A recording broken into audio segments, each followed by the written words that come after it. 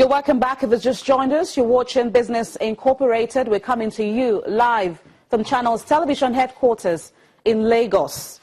South Africa's net gold and foreign exchange reserves rose to $40.9 billion in July from $40.826 billion in June.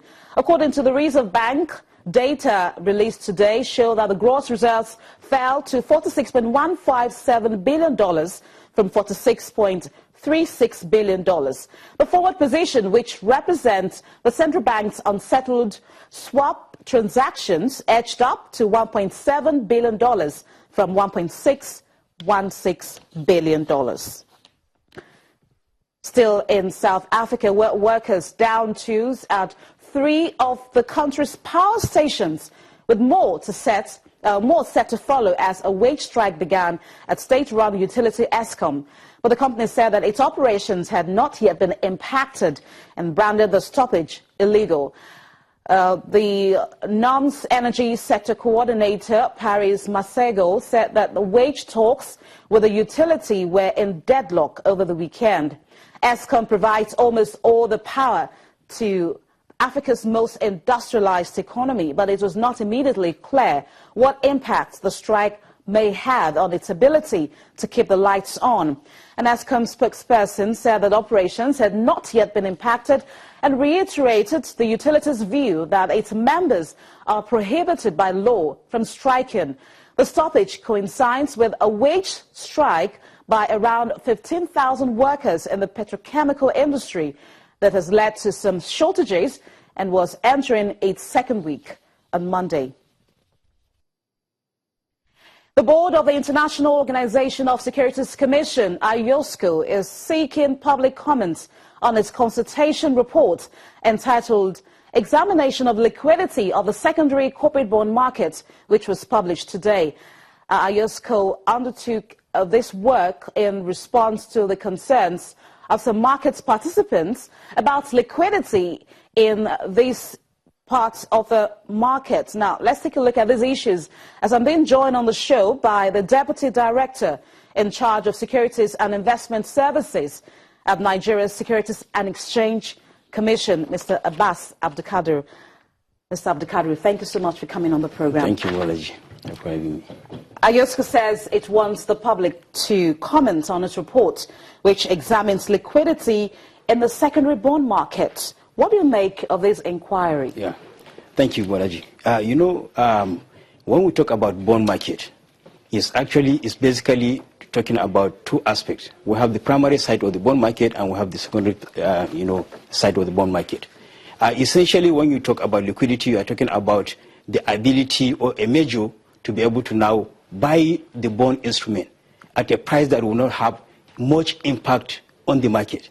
Now, what IOSCO is trying to do is to now look at all issues relating to liquidity on a cross-border basis to be able to know the issues so that it can be able to now come up with a policy position. As you know, the IOSCO is a global standard setter, and virtually about 115 jurisdictions actually subscribe to the IOSCO principle. And Nigeria is actually even currently chairing the AMAC, African and Middle East committee of the IOSCO. So essentially what IOSCO is trying to do is to seek for additional input from the public to be able to now to analyze and to come up with a conclusive position, an objective position regarding liquidity, because liquidity is a big issue really. And even in our market we have this issue, which is really a challenge. So it's a global challenge, not only for an emerging market, but for the market generally, both developed, emerging, and frontier market. And that is what IOSCO is basically trying to seek. And this consultative report that it has been released today, it has a deadline of up to end of September for the public to make additional comment. They have already conducted a fact-finding mission via consultation by administering question survey, and then having even roundtables. In fact, they had 3 roundtables on this particular issue. It's a very important issue, and it's an issue that the entire market is trying to see. What are the impact of regulatory changes towards bond market or secondary market, corporate bond market liquidity? Essentially, that is what the report is trying to find out. Okay, yeah. in this kind of situation where many economies are seeking alternative sources of income, many are borrowing money. The activities around the world show that governments are borrowing more than before. But the emphasis seems to be on the corporate bond market, where companies' corporations are fully involved in. And from all indication, it seems that IOSCO is of the view that it does not believe that there are liquidity challenges in the secondary bond market, according to the reports that I'm actually reading from its website, saying that it did not find substantial evidence showing that liquidity in the secondary bond market, that is the corporate bond market now, has deteriorated markedly from historic norms for a non-crisis period. It shows that it feels that the market is still vibrant the way it ought to be. But Yes. when we look at what is going on in Nigeria and relating it with other parts of the world, how would you assess the level of liquidity in the corporate bond market? Yes, as I said, the report is still work in progress. This is based on the findings or the consultative findings that they got so far. From the buyers and sellers perspective, there is this school of thought that there is no much impact from the pre-crisis time and the post-crisis time in terms of regulatory impact vis-a-vis liquidity. Because there was this concern before that regulatory impact after the crisis has actually jolted liquidity in the corporate bond market. Okay. But that is one of the findings. And that is why IOSCO is saying that they need more input.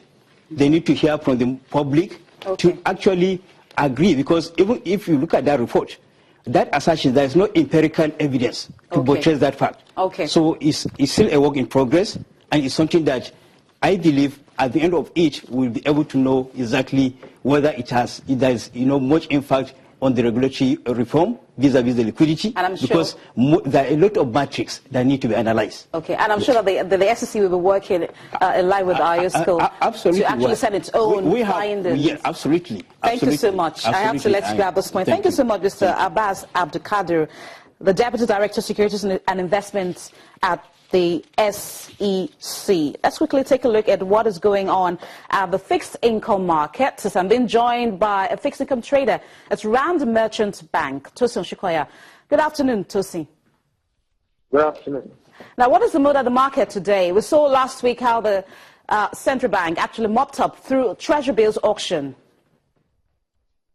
Yeah, today been relatively quiet. I think initially we experienced some buying, bullish trend for at the beginning of the market. But in the last few hours, it's been relatively quiet. I think that the natural buyers are beginning to, look at next week, the possible release of the inflation figure. We expect that inflation will probably still be on the rise. So they are beginning to price that into their position. So what is the yield like at this time? I think the short end of the curve, yields have lost about, released about 20 to 30 points. Obviously, people that are interested in treasury bills are buying. We're still in the neighborhood of 16% to 17% at the long end of the treasury bills fall. Okay. For bonds, I think bonds were still relatively flat at 15%. There should be a bond auction next week. So everybody's preparing for the bond auction next week. Again, we'll be seeing some maturity coming into the market in the next 1 week. That again would decide, the level of the position that people will be taking on the market. All right, thank you so much, Tosin. Tosin Shikoya is a trader with Rand Merchant Bank. We'll go on a break now, and when we'll come back, we'll talk you through the Forex trading numbers. Please stay with us.